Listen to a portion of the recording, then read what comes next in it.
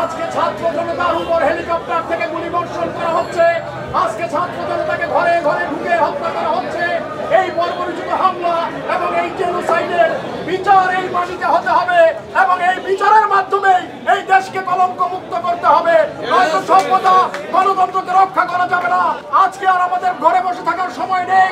এই যে মানবতার উপরে হামলা, আবু সাইদকে গুলি করেই তারা শান্ত হয়নি। বাংলাদেশে ছাত্র সমাজকে, কোমলমতি ছাত্র সমাজকে পাখির মতো গুলি করে হত্যা করেছে।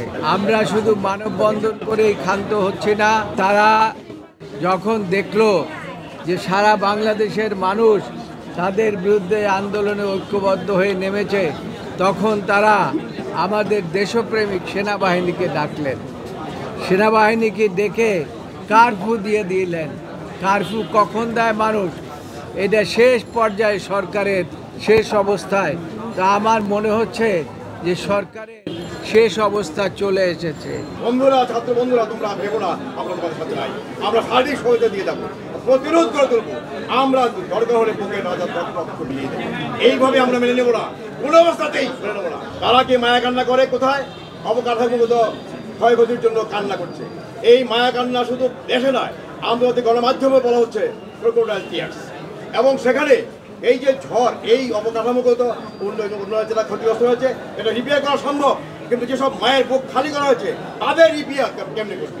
এই আন্দোলন তারা যদি মনে করে থাকে এই আন্দোলন এইভাবে কমিয়ে রাখা যাবে, আমার মনে হয় সারা বাংলাদেশ এখন বিস্ফোরণ হবে। এবং সেখানে এই নাটক, ইবি হারুনের নাটক, এটা মানুষ বুঝে। এবং তারা ইচ্ছা করলেই এই সমন্বয়ক যারা বৃত্তি দেওয়া হয়েছে, তাদেরকে বাধ্য করা হয়েছে, তারা আন্দোলন থামাতে পারবে না। সমস্ত দেশ আজ আন্দোলনরত। আমরা পেশাজীবী সংগঠন হিসাবে, আমরা সর্বোচ্চ আদালতের পেশাজীবী হিসাবে বলতে চাই, এই আন্দোলন আমরা অবশ্যই অব্যাহত রাখবো।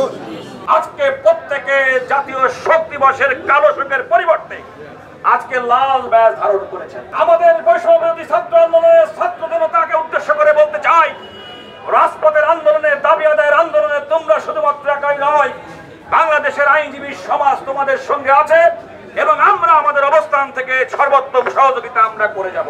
দেশপ্রেমিক সেনাবাহিনীকে তুমি বেশি দিন ব্যবহার করতে পারবে না। তোমার এই অবৈধ ক্ষমতার মস্তক টিকিয়ে রাখার জন্য দেশপ্রেমিক সেনাবাহিনী এদেশের জনতার উপরে কোনো গুলি চালাতে পারে না, কোনো নির্যাতন করতে পারে না। আন্দোলন শেষ হয় নাই।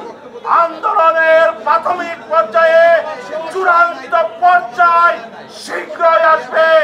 আমরা রাজপথে নামবো।